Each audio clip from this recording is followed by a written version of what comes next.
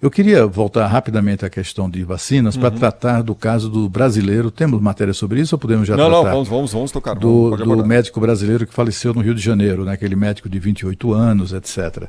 Eu trouxe na minha coluna de hoje, inclusive, uma informação exclusiva, dando conta de que isso aí foi esse acontecimento mobilizou toda a equipe clínica, né, que cuida dessa vacina, todo o pessoal de teste.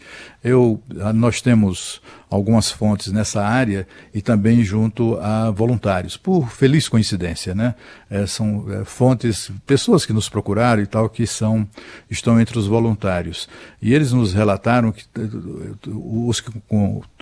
coincidentemente, a conversa foi a mesma, né? Eles todos nos relataram que foram procurados pelo pessoal de Oxford, e eles deram uma notícia, um deles deu e os outros confirmaram, e de uma coisa que essa que é uma novidade interessante, é que a Universidade de Oxford e o laboratório AstraZeneca assinaram com esses voluntários um documento chamado Termo de Consentimento Livre e Esclarecido.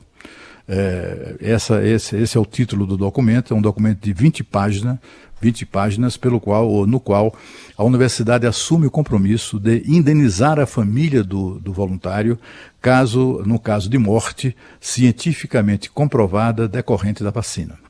Então, assim, eles foram lembrados disso, olha, fiquem tranquilos, não há nada disso, a vacina é boa, é promissora, etc. e tal. E aí eles deixaram muito claro, assim, não afirmaram, mas sempre deixando claro a suspeita, ou pelo menos a conclusão que havia ontem, né, durante essas conversas, de que o médico não tomou a vacina, tomou mesmo placebo, e o placebo é uma vacina contra meningite, não é uma coisa qualquer, né? É uma vacina contra meningite. Há um comitê, né, um comitê que revisa incidentes com voluntários. E esse comitê decidiu não suspender o estudo exatamente porque não havia possibilidade de essa morte ter sido provocada pela vacina, na medida em que o médico falecido não tomou a vacina, ele tomou outra coisa, né, que é a vacina, o placebo, que é a vacina contra meningite.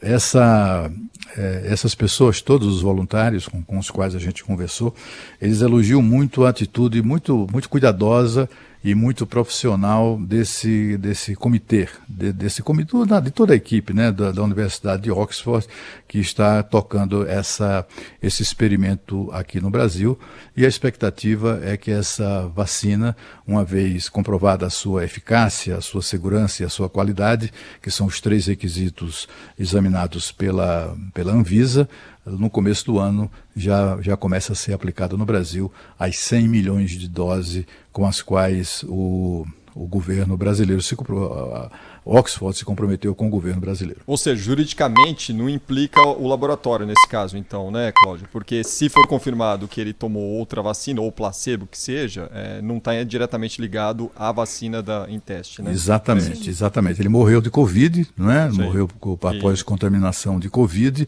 mas sem nenhuma relação com esses testes, né, da vacina de Oxford. Infelizmente, né, porque eu não sei como é que é feita a escolha, deve ter critérios técnicos, etc. Com certeza não é aleatória, né, a escolha daqueles que vão tomar placebo e não a...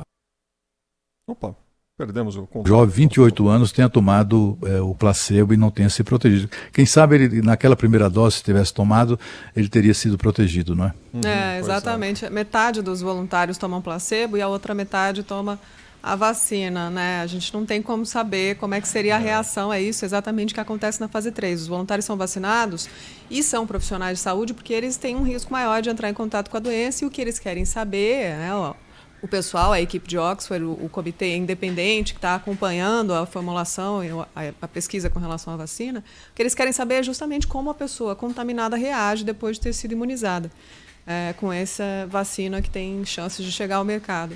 É uma pena, né? Infelizmente, um médico jovem, certamente uma pessoa que trabalhou bastante na linha de frente do combate a essa doença, né? Depois de 7 meses de pandemia no Brasil, enfrentado aqui a nossa fase, né? Tem mais ou menos esse período. Então, a gente obviamente lamenta mas estava no grupo que não compromete o andamento da pesquisa, então isso pode resultar a gente não deve ter um atraso, nesse caso, na pesquisa de Oxford, como o Cláudio Humberto destacou. Essa, sim, mesmo antes da comprovação científica, já tem lote comprado pelo governo, 100 milhões de doses garantidas a um valor de 2 bilhões de reais, mesmo antes do final da fase clínica, da fase 3, em que está sendo analisada a eficácia dessa vacina. Aliás, sobre a pesquisa... Aliás, foi até um bom negócio, viu, que o Brasil fez a esse custo, né? Porque a vacina chinesa é muito mais cara, né? Seria muito mais cara o custo unitário de $10. Mas, seja qual for o custo, isso é irrelevante, né?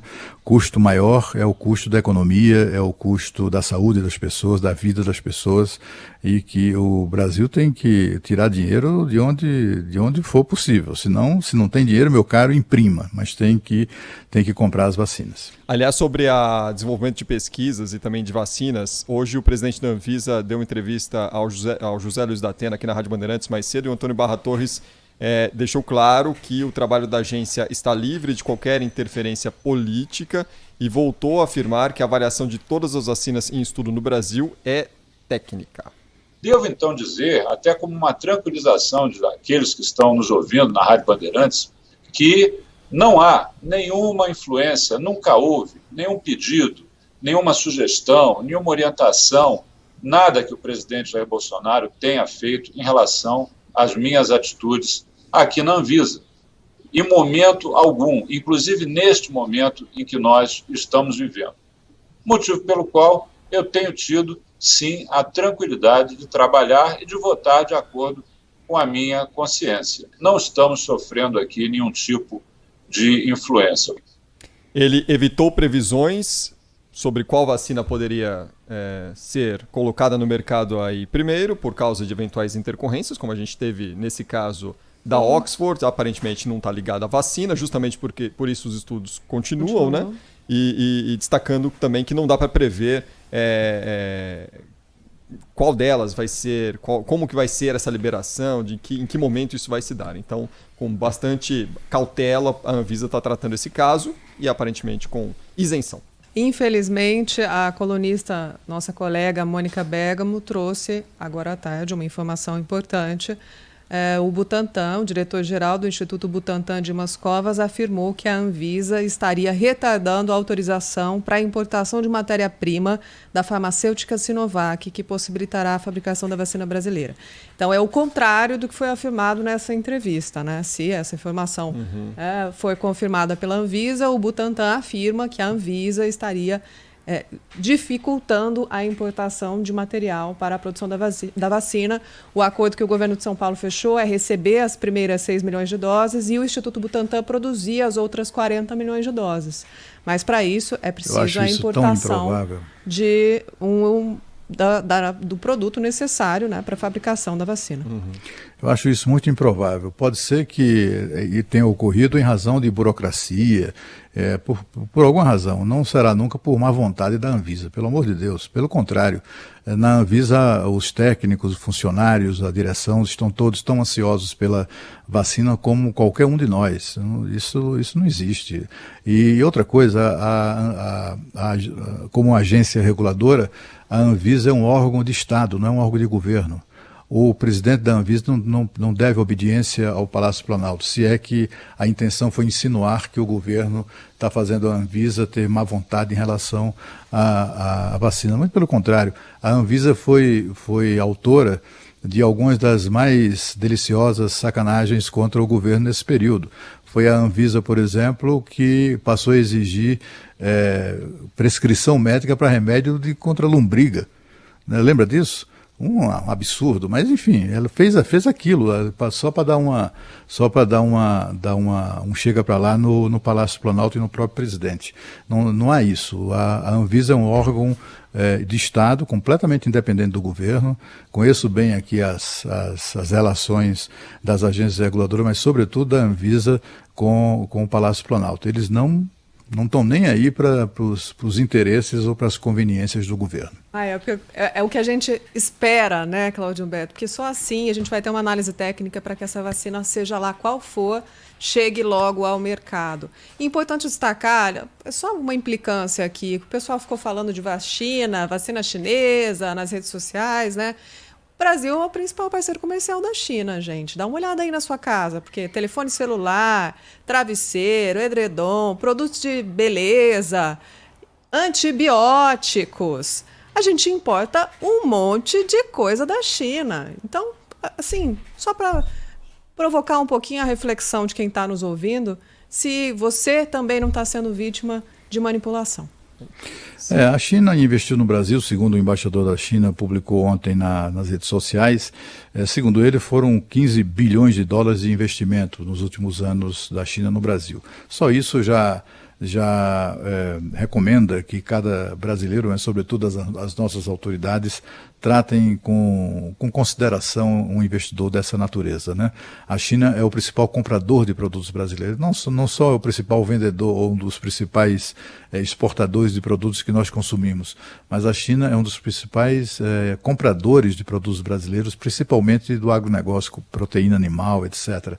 A China, no auge da crise, em fevereiro-março, foi responsável pelo crescimento da venda de produtos do nosso agronegócio em 20%. O mundo paralisado, a economia para as calandras e o agronegócio brasileiro prosperando, e muito disso se deve à China. Por tudo isso, a China, por ser cliente e por ser investidor, merece respeito. Agora, essa questão da China e da vacina, tem muita gente que não confia na vacina chinesa, né?